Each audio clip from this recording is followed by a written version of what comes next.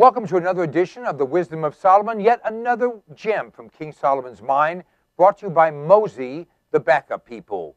Tonight's hero or hellhole.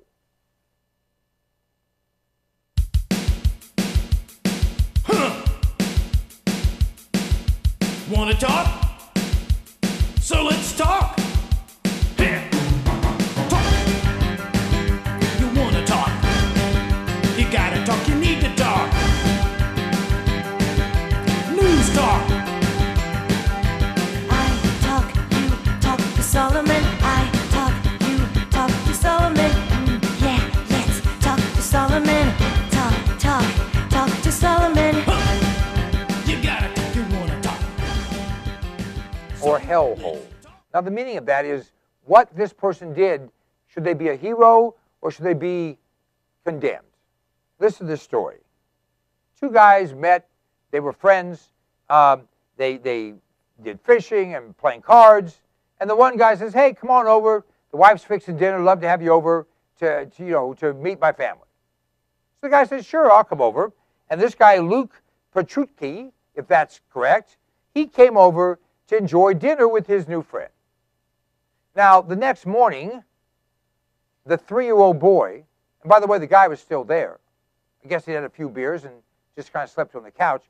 And the next morning, the guy who invited him over, Mr. Vega, his 3-year-old came up, and I have a 2-year-old grandson, so a 3-year-old can communicate pretty effectively. And basically, the 3-year-old said to his dad, "That guy did bad things. He touched me in the wrong places.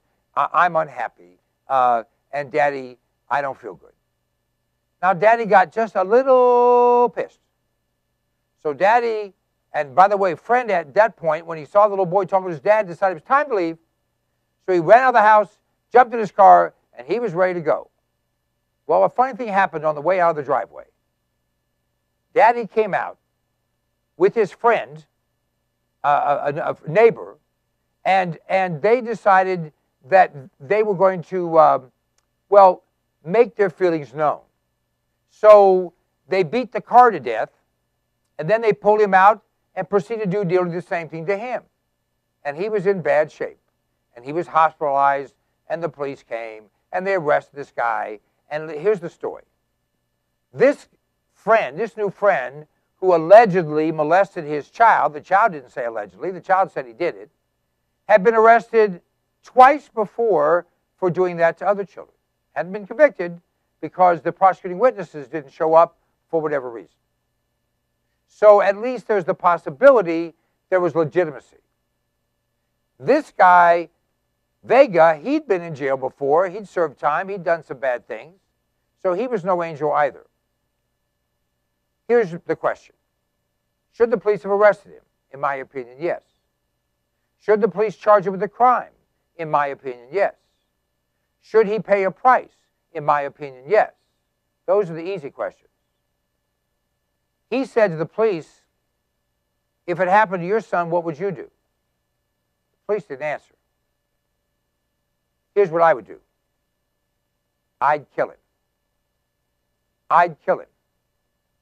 If you had molested my son, at this point you try and molest him, he'll kill you. But if you molest my grandson and I catch you, you won't be on trial. I will. You'll be dead. Is that right? Yes, biblically. Is that right? Yes, morally. Is that right? No, socially. Is that right legally? No. No. So the question is, what would you do? In my opinion, this guy is a hero. In my opinion, the child molester, like all child molesters, deserve anything and everything that happens to them, and nothing is bad enough. There's a time in your life, in my life, in everyone's life, when right and wrong must prevail. Hero or hellhole.